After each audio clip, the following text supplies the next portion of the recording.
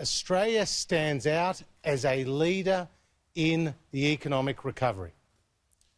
The OECD suggests that Australia's economy will contract by 5% this year and grow by 4% next year.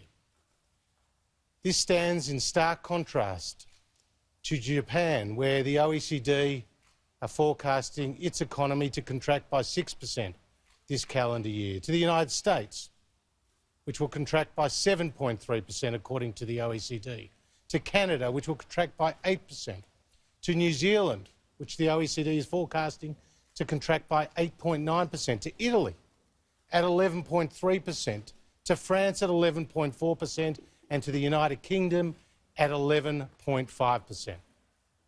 The OECD, in its report, also praises Australia for moving quickly to close its borders and put in place the necessary health restrictions, which has helped us flatten the curve so successfully here.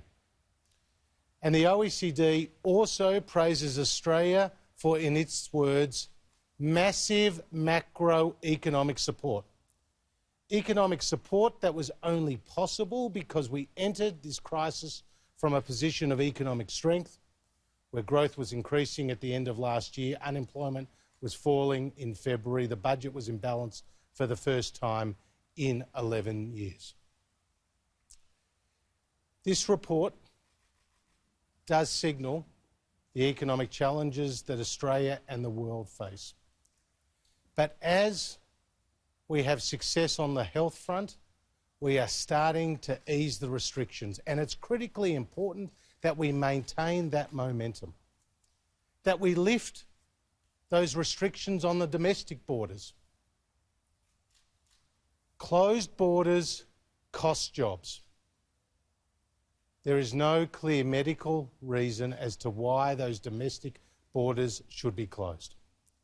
So we need to continue to follow the medical advice, but we also need to ease those restrictions that are in place and let Australians get back to work.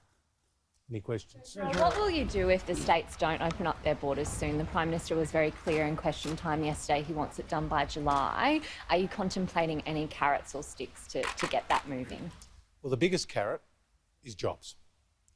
And we know how important job creation and getting people back to work is to not just the Prime Minister, but also to those state premiers and to those chief ministers. So they have a big stake in the outcome of our success on the economic front.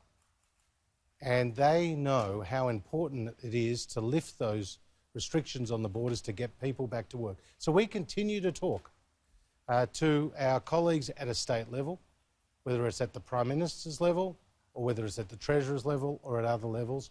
We continue to make the case for strengthening our economy by easing those restrictions.